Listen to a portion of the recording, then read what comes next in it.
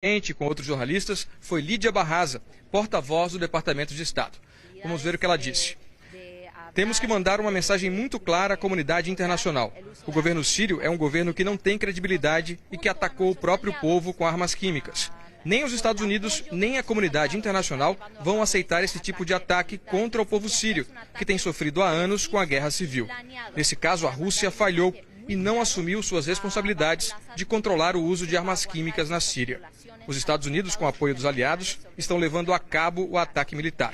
É um ataque preciso e planejado para mandar uma mensagem bem clara a Bashar al-Assad, de que não vamos suportar violações aos tratados internacionais de uso de armas químicas. Agora nós vamos conversar ao vivo com o nosso comentarista de política internacional, Guga Chakra. O Guga está em Nova York, é para lá que a gente vai falar. Guga, boa noite para você. A gente viu aí na entrevista coletiva do secretário de Defesa, James Mattis, ele dizendo que espera que o regime sírio tenha entendido a mensagem dessa vez.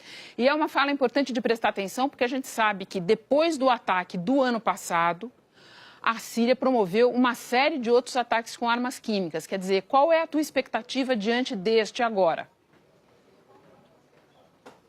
Olha, Renata, é interessante frisar, nesse caso, que nesse momento, diferentemente um pouco do ataque do ano passado, que é curioso que o general Mattis, 2 meses atrás, falou que ainda não tinham provas conclusivas de que havia sido o Assad em depoimento ao Congresso. Mas nesse agora era um momento diferente da guerra, que o regime sírio, Renata, vinha avançando bastante, ia conquistando enormes vitórias. Ele controlava basicamente todas as grandes cidades da Síria, Damasco, Alepo, Homs, Hama, Sueida, Tartus, Latáquia. Não tinha quase nada que não estava nas mãos dele, a não ser ali na região de Idlib, próxima à fronteira da Turquia, e nesses subúrbios de Damasco, em Guta e Duma, que são mais ou menos equivalentes à Baixada Fluminense para o Rio de Janeiro. Com armas convencionais, ele conseguiu reconquistar Guta e estava próximo de reconquistar Duma. E daí veio esse anúncio aí, que os americanos dizem ter prova, a França, o Reino Unido, de que foram usadas armas químicas. Então, é um cenário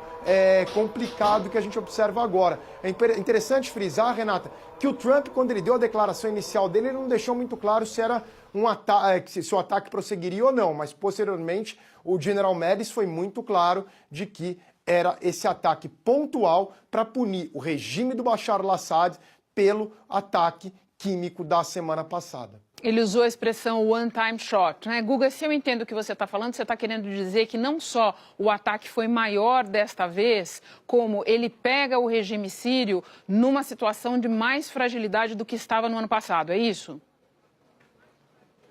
Não, ao contrário. Nesse momento o regime sírio está numa situação melhor do que no ano passado, até porque o grupo Estado Islâmico, que era um grande adversário do regime do Assad, foi derrotado e ele vinha conquistando vitórias nos últimos tempos. O que muda desse ataque em relação ao ano passado? O ataque do ano passado, Renata, foi um ataque que eles anteciparam para a Rússia. O governo americano antecipou para a Rússia onde seria o ataque, a Rússia repassou para o regime do Assad. Pouco tempo depois, a base aérea voltou a ser utilizada. Também era numa região da província de Homs, mais isolada. O ataque de hoje, um dos ataques, foi ali em Damasco, bastião do regime do Bashar al-Assad. Isso é uma grande mudança. A dimensão do ataque foi maior, mas foi um ataque, Renata, suficiente para punir o regime do Bashar al-Assad, mas não para alterar o andamento da guerra, porque os Estados Unidos, embora saibam que o regime do Bashar al-Assad seja sanguinário e tenha cometido crimes contra a humanidade, também considera a oposição síria muito complicada, porque são grupos jihadistas, extremistas. Então os Estados Unidos não quer se meter muito nesse conflito entre os dois. Mas mais importante, quiseram evitar também atrito com a Rússia, embora eles, segundo o general Mattis, eles não tenham avisado a Rússia, só tenham avisado que usariam o espaço aéreo, mas não avisaram dos alvos. Mas a gente tem que prestar atenção qual vai ser a reação russa nas próximas horas. É isso que eu ia comentar com você, Guga, essa preocupação que houve na coletiva no Pentágono de dizer que a Rússia foi informada de que haveria o ataque, mas não foi informada sobre os alvos do ataque. E é importante lembrar também que justamente hoje, horas mais cedo, tinha acontecido o telefonema do presidente francês, Emmanuel Macron, ao Vladimir Putin. Quer dizer, um cenário assim um pouco diferente do ataque do ano passado. O que você esperaria para as próximas horas, Guga, do ponto de vista de reação da Rússia?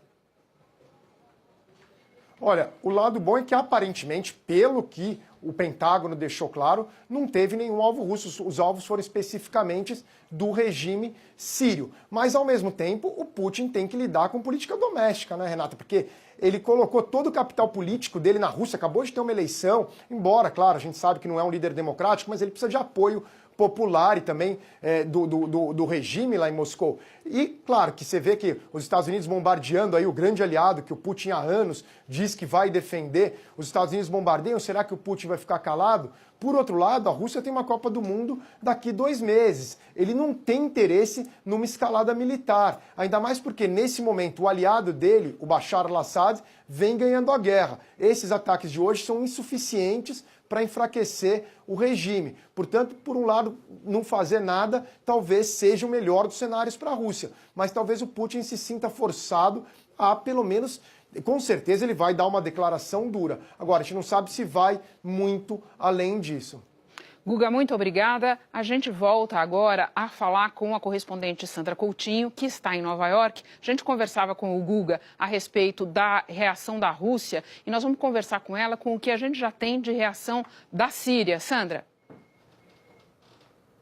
Pois é, Renata, a Síria acabou de informar pela TV estatal que eles acionaram as suas defesas antiaéreas, lançaram 13 mísseis para reagir a esses bombardeios de aviões americanos, britânicos e franceses. Segundo essas informações da TV estatal russa, esses 13 mísseis teriam partido da localidade de Al-Kishwa. Eles não dizem exatamente se algum desses mísseis antiaéreos conseguiram atingir, né, os mísseis lançados pela coalizão entre França, Estados Unidos e Reino Unido, mas o que se sabe é que houve uma reação do governo sírio no momento militar síria, né, no momento dos ataques. Não houve ainda um comunicado do ditador sírio, Bashar al-Assad, mas é possível que ele se pronuncie amanhã, Renata. Muito obrigada pelas informações, Sandra. A gente volta para o estúdio agora para conversar com o especialista René Rose-Cuquier, professor de Relações Internacionais da Escola Superior de Propaganda e Marketing. René, boa noite para você. Muito obrigada por ter vindo conversar com a gente aqui no estúdio do Jornal da Globo. Queria que você começasse por explicar um pouco para a gente qual é a lógica desse ataque. Por que atacar a Síria neste momento e desta maneira? Bom, boa noite, Renata. É um prazer estar aqui. Bom, primeiro, a questão do uso de armas químicas. Isso é muito grave, muito sério. Então, o uso repetido de armas químicas faz com que a comunidade internacional, todos os países se preocupem. São armas banidas, são armas que têm um efeito de destruição em massa. Isso não pode passar em branco. Então, a ideia é mandar um recado para que isso não se repita. É esse o que está por trás da lógica desse ataque. Isso segue uma política que o próprio Obama lá atrás já identificou como um dos graves problemas quando ele desenhou uma linha vermelha que não poderia ser cruzada. E aí, então, existe uma negociação com a Rússia e naquele momento o plano é desarmar totalmente a Síria. Isso acaba não acontecendo porque a gente vê um ataque acontecer de novo em 2017, no começo do ano passado, e o Trump vem e marca uma posição e responde, fala, olha, isso não vai passar em branco, e contra-ataca a Síria. Desde lá, desse último ataque de 2017, de armas químicas do Assad, até agora, já foram mais de 20 vezes usadas. E chega no momento que a comunidade internacional, a mídia, a opinião pública começa a ter acesso a essas imagens e fica impossível não fazer nada. Remy, você mesmo falou, depois do ataque americano do ano passado, a Síria voltou a promover ataques com armas químicas.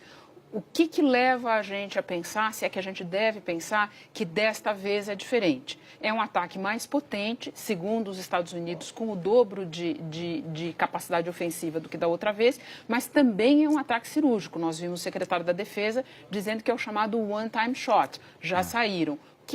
Por que vai ser diferente dessa vez? Por que seria? Bom, eles vão tentar que seja diferente. A ideia é que o recado seja mais contundente e mais forte. Olha, se da outra vez não foi suficiente para você parar e você está fazendo isso repetidamente, né? O Assad fazendo esses ataques de uso de armas químicas, dessa vez os Estados Unidos quer dar uma resposta mais dura, que provoque uma reação ou pelo menos uma preocupação do regime do Assad. Olha, eu não posso continuar fazendo isso, porque se eu fizer isso, daqui a pouco eles vão querer intervir aqui e derrubar o regime regime. E, ao mesmo tempo, eles sinalizam que eles não querem derrubar o regime para não provocar os aliados do Assad, a Rússia e o Irã, e não dizer, olha, eu não estou indo ali para fazer uma intervenção ou uma guerra total, mas tem certas coisas que não vão ser toleradas e vai ter um custo para você. E é isso que está tentando ser sinalizado. Mas a dificuldade está no que você colocou. É cirúrgico, mas ao mesmo tempo tem que ser contundente e forte o suficiente para limitar as ações do Assad daqui para frente. No que você acha que a gente deve prestar atenção nas próximas horas? Acho que é muito importante ver a reação da Rússia. Essa é a parte-chave. Não só porque a Rússia é um aliado do Assad, mas qual é a postura? A gente viu nos últimos dias a retórica política, as frases sendo ditas, a Rússia dizendo que não iria tolerar, não vai aceitar, os Estados Unidos, Trump sinalizando, olha, se for necessário, atacam também os aliados do Assad.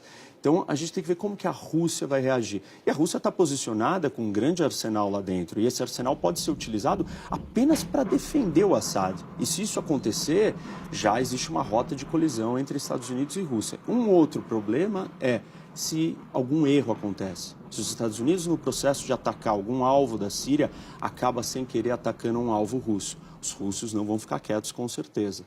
Você acha, nós ouvimos há pouco o nosso comentarista Guga Chakra, achando que um evento de calendário, como por exemplo a Copa do Mundo, pode dissuadir os russos de tentar fazer uma escalada a partir dos eventos de hoje. Faz sentido isso para você? Faz muito sentido, eu concordo com o Guga. A Rússia está numa posição de destaque internacional, vai ser a sede de um grande evento, não dá para ela entrar numa guerra. Por mais que a retórica tenha sido dita, nós vamos responder, nós não vamos aceitar, é muito mais no campo da retórica mesmo. Não dá para a Rússia entrar nessa disputa, ela não tem nada a ganhar. Se a gente estivesse falando de um conflito que é estratégico muito mais importante para os russos, como a Ucrânia, aí sim faria sentido. Mas por mais que a Síria seja importante para a influência russa naquela região, ainda está muito distante, não é tão estratégico assim para você entrar em guerra com os Estados Unidos, seu grande rival e grande potência. Acho que tem um outro participante nessa história que nós temos que prestar atenção, que é o Irã. Os Estados Unidos pode não ter a mesma contenção ou preocupação em relação ao Irã que ele está tendo com a Rússia. E aí a pergunta se torna, a Rússia defenderia também o Irã, em caso os Estados Unidos decida atacar bases iranianas dentro da Síria? Então, esse é um outro elemento que complica ainda mais a situação. Mas não me parece que a Rússia quer seguir numa escalada. Até hoje foram evitadas várias dessas escaladas. Os dois países estão operando dentro da Síria, né? O conflito é grande, é um conflito bastante complicado, com muitas partes misturadas. E não houve esse choque, não houve esse embate. Eles têm se comunicado por canais, eles têm conversado, como o Guga mesmo comentou antes, no ano passado foi avisado onde seria o ataque. Então, isso é uma prática comum. Eu não acho que dessa vez seria diferente. Mas pode-se esperar de tudo, porque pela complexidade do que nós estamos lidando e a delicadeza. São ataques, são bombardeios. Sim, que o governo americano diz que foram feitos exclusivamente nessas instalações, mas que precisamos ver aí nas próximas horas. Exatamente, temos que acompanhar de perto. Remy, muito obrigada pelas tuas explicações. Obrigado, e por ter vindo ao Jornal da Globo. Boa noite. Agora a gente segue acompanhando o ataque conjunto contra a Síria e vamos voltar a Washington para conversar com a correspondente Raquel Krahenbuhl.